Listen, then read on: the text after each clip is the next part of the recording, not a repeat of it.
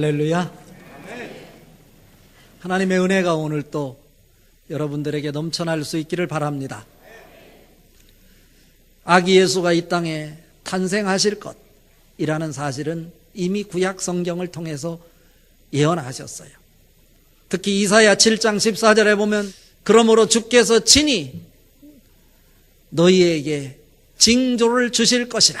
보라, 처녀가 잉태하여 아들을 낳을 것이요 그의 이름을 임마누엘이라 하리라 말씀하셨고, 이사야 9장 6절에 보면 이는 한 아기가 우리에게 낳고 하나 아들을 우리에게 주신 바 되었는데 그의 어깨는 정사를 메었고 그의 이름은 기묘자라 모사라 전능하신 하나님이라 영존하시는 아버지라 평강의 왕이라 할 것임이요 라고 말씀하고 있습니다. 이사야가 활동하던 시대는 BC 740년에서 680년까지 활동했어요. 이사야 시대보다도 더 먼저 예언한 것이 모세 오경에서도 소개가 되고 있어요. 민수기 24장 17절에 보면 한 별이 야곱에서 나오며 한 규가 이스라엘에서 일어나서 그 나라를 다스릴 것이라고 말씀하고 있습니다.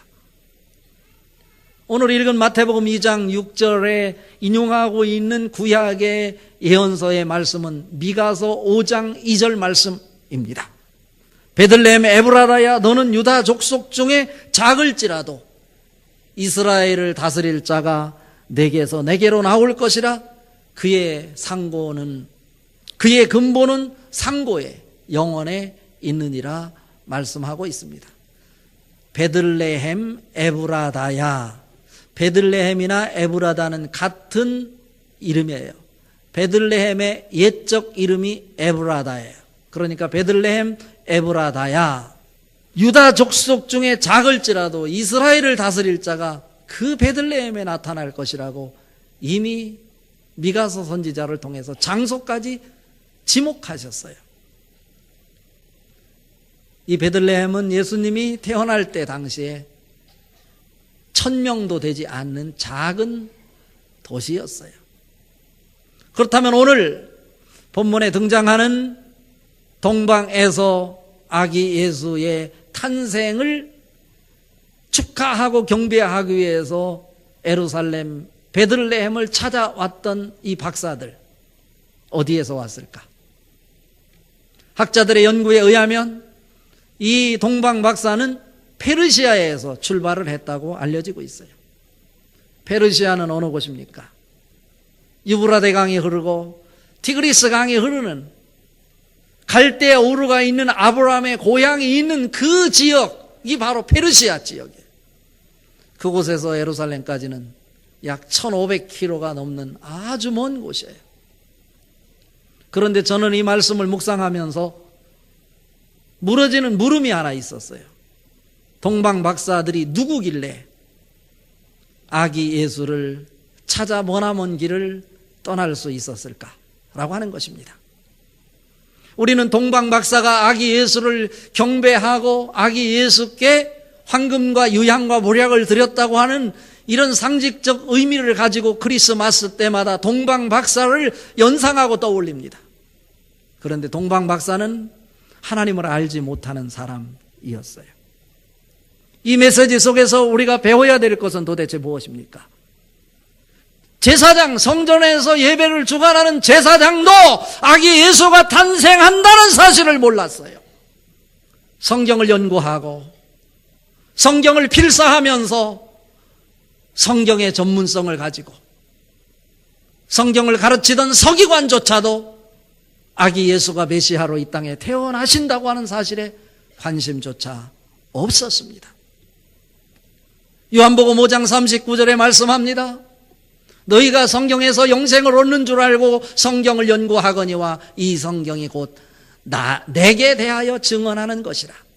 이미 구약 성경을 통해서 예수님을 증언하고 있는데 선지자들이, 서기관들이 그것에 대해서 관심조차 두지 않고 단순한 지식적으로 성경을 연구하고 있었다. 이런 말씀입니다. 그러나 박사들은 그렇지 않았어요. 여기서 박사들은 무엇하는 사람입니까?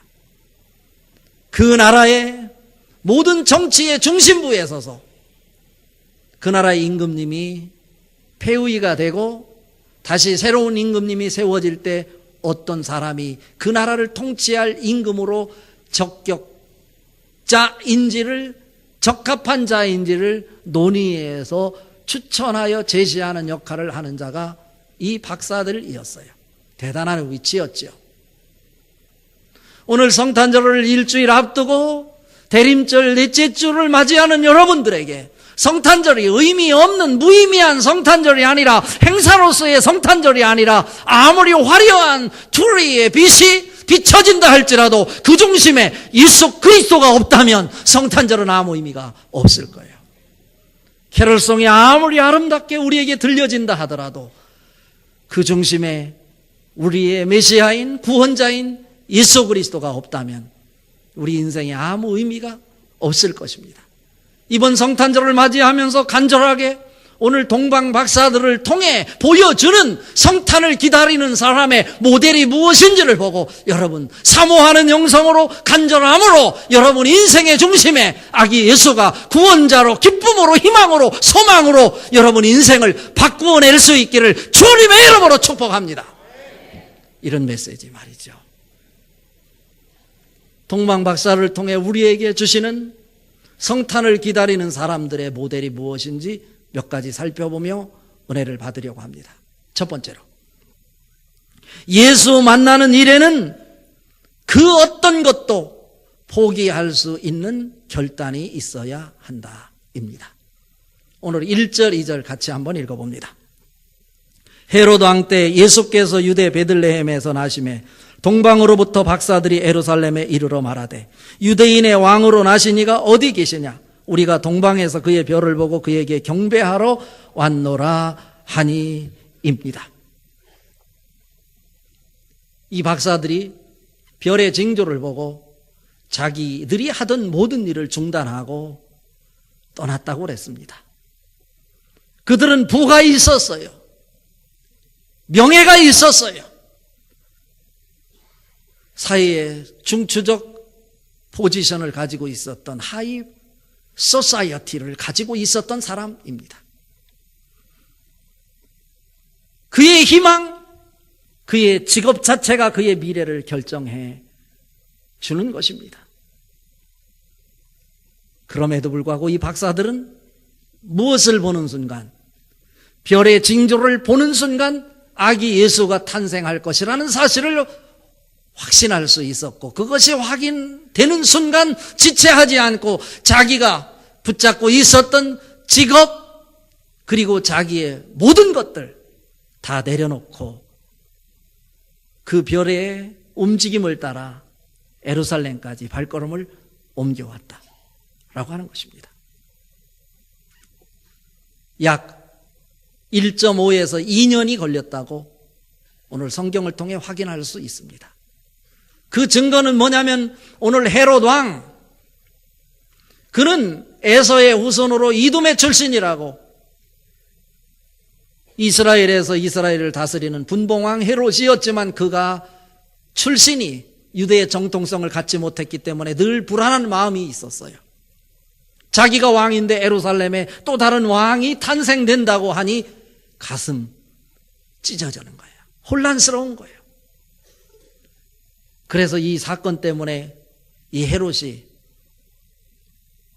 놀라서요 몇 개월 살지 못하고 죽었다는 이 역사적 자료가 입증을 해주고 있어요. 그 헤롯이 자기의 왕의 자리를 견고히 하기 위해서 유대인의 마음을 사기 위해서 한 일이 뭐냐면 이 성전을 건축했어요. 그리고 수많은 건물들을 만들었어요. 아기가 이 나라를 다스릴 아기 예수가 탄생된다는 소식을 이 동방 박사들로부터 듣는 거지. 이 동방 박사들이 별의 징조를 따라 오다가 베들레헴이 아닌 예루살렘으로 들어갔어요. 별을 놓쳐버린 거예요. 여러분, 아기 예수를 놓치지 말기를 바랍니다. 여러분이 살아가는 평생의 길에 세찬 파도가 여러분 가정을 덮쳐오고 여러분 인생을 뒤흔든다 할지라도, 그래서 좌절하고 절망하고 낭망하여 가능성이 없다 할지라도 예수 그리스도를 바라보는 것만은 포기하지 마시기를 바랍니다. 이 동방 박사들 간절한 마음으로 약 2년 동안 걸어왔어요. 추위와 싸워야 됐어요. 바다를 건너야 됐어요. 맹수와 싸워서 이겨야 됐어요. 찢길 대로 찢기고 지칠 대로 지친 몸이었지만 그들은 포기할 수 없었어요. 자기들도 모르는 사이에 그만 별의 움직임을 놓쳐서 하는 수 없이 들어간 곳이 예루살렘이었어요. 그곳에서 아기 예수가 태어났다는 소식을 듣지 못했느냐라고 물었는데 그것이 헤로드 왕의 귀에까지 들린 것입니다. 헤로드 왕이 박사들에게 아기 예수가 어디서 탄생됐는지 우리에게도 자세히 알아보고 알려주면 내가 가서 경배하겠다. 박사들은 기뻐했을 거예요. 이 나라를 통치하는 왕까지도, 왕이라 할지라도 왕조차도 이 아기 예수의 탄생을 축하하고 기뻐하는구나 하고 가슴속에 담고 있을 때 갑자기 별이 그들에게 다시 나타났어요. 그래서 간 곳이 베들레헴이었다 이것입니다. 베들레헴은요, 예루살렘에서 남쪽 네게부 쪽으로 8km가 떨어져 있는 곳입니다. 그런데 실제적으로 베들레헴에 가보면 8km도 아니에요. 장벽을 기점으로 해서 장벽 너머는 예루살렘, 장벽 이쪽은 베들레헴이요. 베들레헴 8km라고 알려지는 것은 예루살렘 중심부터 이 베들레헴 중심까지 거리가 8km지 이 지리적 지역 구도로 보면 바로 그들의 장벽을 기점으로 해서 이쪽은 예루살렘, 이쪽은 베들레헴이란 말이죠. 예루살렘, 베들레헴 밑으로 내려가면 다윗이 왕으로 삼았고 아브라함과 믿음의 조상들이 막벨라 굴로 가족묘를 삼았던 헤브론, 그리고 그 밑으로 내려가면 야곱이 우물을 팠던 부엘세바가 있어요. 베들레헴 제가 가봤는데 가보면 뭐가 있냐면 아기 예수 탄생교회가 있어요. 목자들의 들판 기념교회가 있어요. 저는 생생하게 그려지는데 오늘 그곳에 동방 박사들이 찾아간 것입니다. 위대하지 않습니까? 우리가 추구하고 눈이 혈안되어서 우리가 성공하는 것, 우리가 출세할 수 있는 기준이 이 동방 박사들에게 다 있었는데도 불구하고 그런 것들 다 내려놓고 아기 예수를 찾아 떠났다고 하는 것, 이것이 멋있지 않냐, 이런 말씀입니다. 수말리길 말이죠. 우리에게 그런 모습이 찾아볼 수 없지는 않는지요. 자기들의 삶 속에 포기할 수 없을 것 같은 것이 있음에도 불구하고 예수를 만나는 일이 그 인생에 있어서 너무나 중요했기에 2년 동안 모든 장애물을 극복하고 베들레헴까지 도달하여 아기 예수를 만날 수 있었던 이 모습 속에서, 이것도 하나님을 누구보다도 사랑했던 사람이 아니라 하나님을 사랑했다고 하는 제사장, 서기관들이 하지 못하는 변방에 어떤 한 지혜자들을 통해서 그 일이 진행되었다는 사실은 우리에게 무엇을 말하고 싶은 걸까요?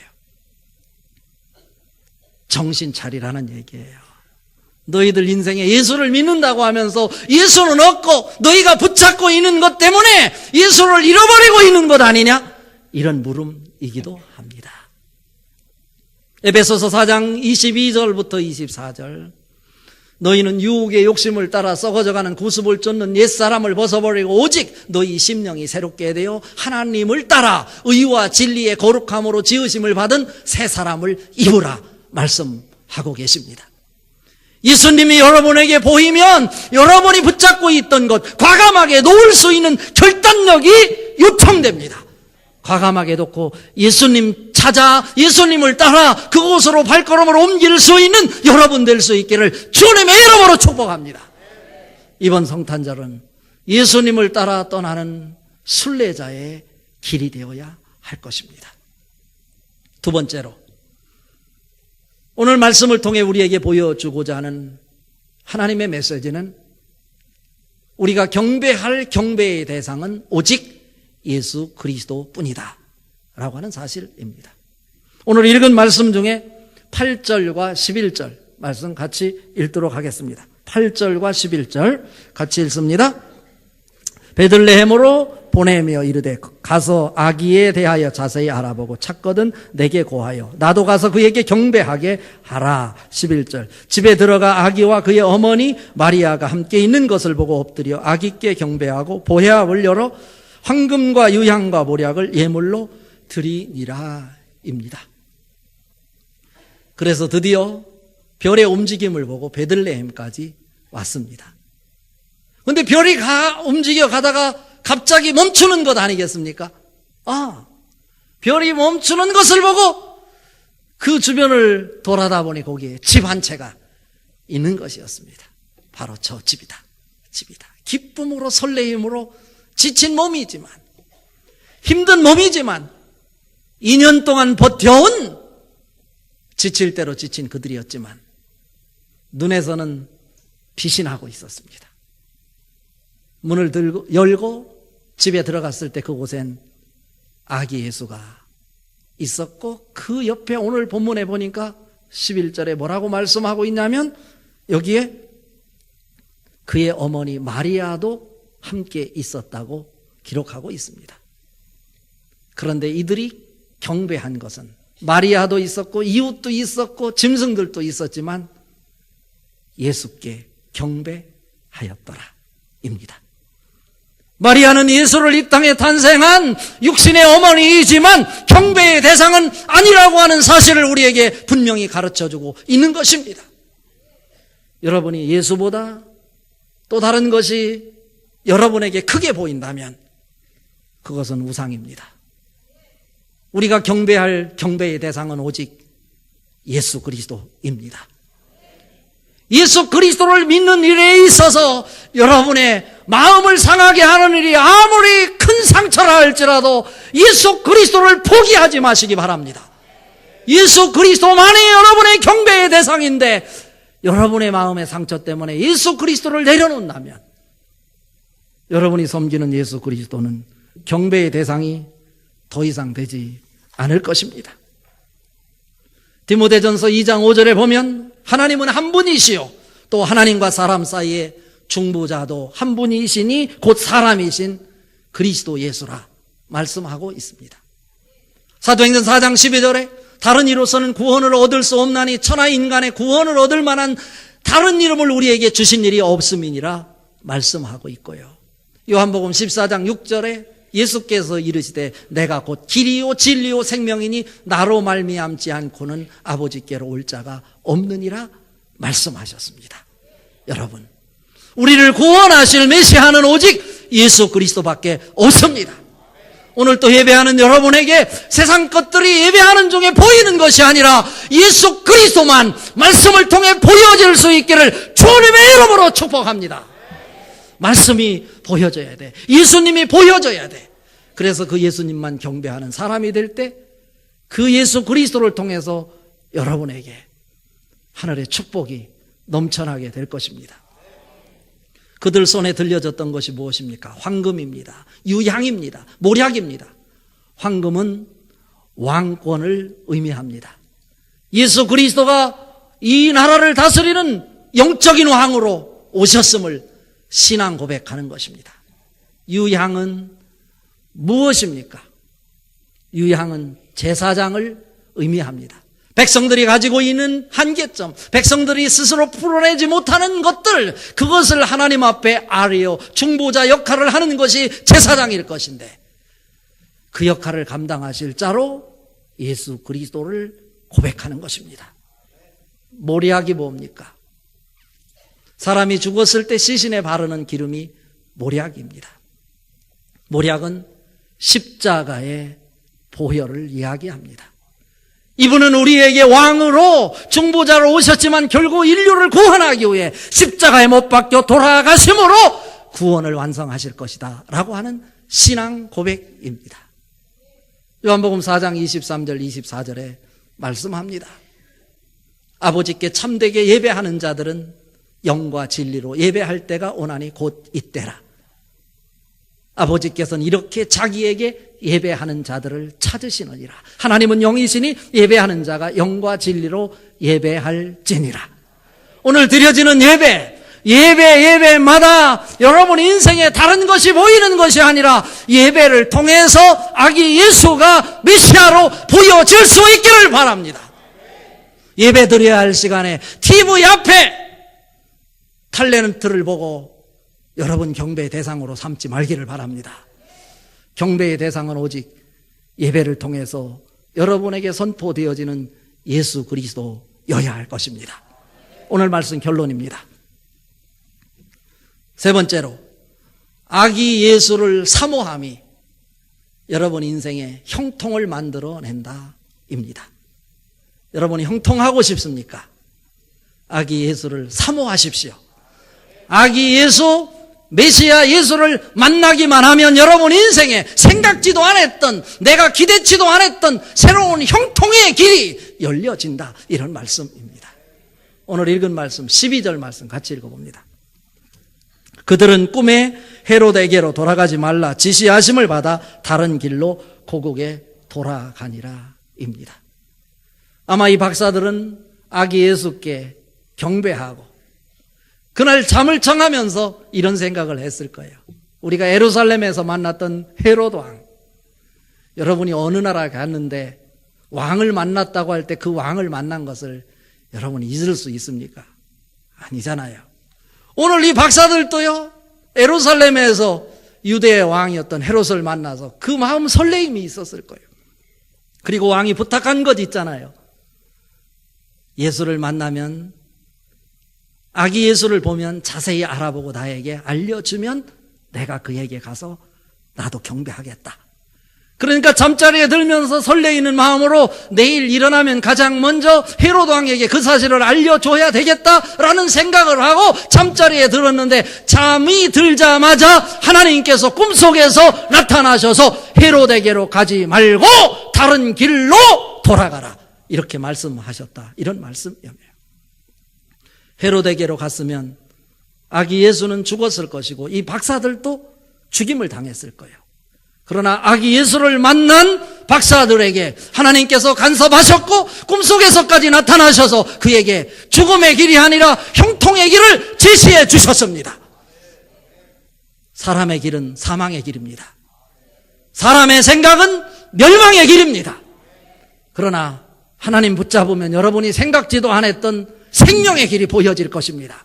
여러분이 기대치도 않았던 하나님이 준비한 형통의 대로가 여러분 인생에 놓여지게 될 것입니다.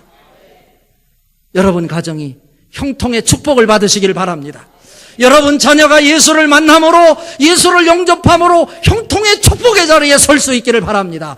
여러분 사업장이 형통의 축복을 받을 수 있기를 바랍니다. 오늘 크리스마스를 맞이하며 여러분 사모하는 영성으로 아기 예수를 기다릴 수 있기를 바랍니다. 성탄절의 여러 행사를 통해, 말씀을 통해서 아기 예수를 여러분 가슴에 품을 수 있기를 바랍니다. 아기 예수를 만나기만 하면 여러분 인생에 기대치 않고 생각지도 않았던 형통의 길이 하나님에 의해서 준비되어질 것입니다. 그 형통의 축복을 기대하며 설레이는 마음으로 성탄을 기다리는 하나님의 백성들 될 수 있기를 주님의 이름으로 축복합니다.